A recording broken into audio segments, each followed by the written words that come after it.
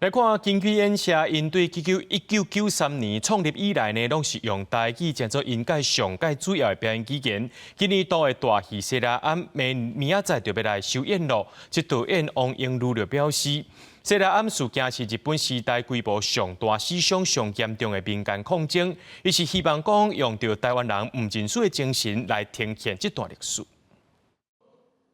人的地，人的厝。 恁亲门大户，佮威胁恐吓，这毋是了的人才做得出来的代志。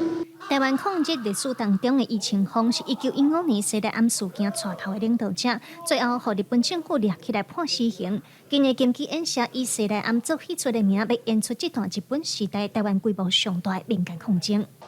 余清芳害死王爷公，王爷公。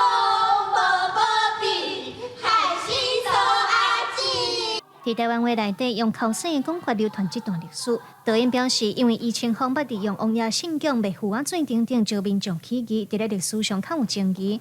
不过，伊伫咧戏内想要强调的是台湾人面对高压统治迄种勇敢抗争的精神。哪有遮戆的人啦？哪有安尼卖符啊、趁钱，伊就去享受就好。伊虽然来做这个革命抗日的事件，抗日事件是抬头的呢。哪有人为着咧趁遮钱？原来伊卖符啊。 是为着这个抗日的基金啦，伊要募款就募款啦，安尼啦。所以对我来讲，伊虽然是一个神棍，但是我感觉伊是一个足勇敢、唔惊死的神棍。导演表示，西拉庵和余清芳的故事足罕有人摕来做戏出。不过，伊认为看到这个时代来看历史，其实也当看出台湾人唔认输的个性，其实到有当拢无改变过。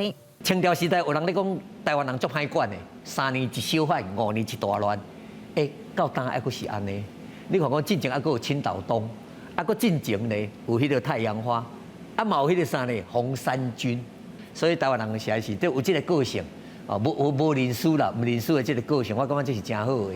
导演指出，西拉庵这出戏已经上20档啊，总算要伫8月初9至11在台北表演艺术中心演出。导演嘛讲，西拉庵除了余清芳，嘛呈现真侪无共族群、无共阶层的百姓日常。剧团希望叫大家做伙来看这个小人物，在实面统治下底无共的想法甲梦想。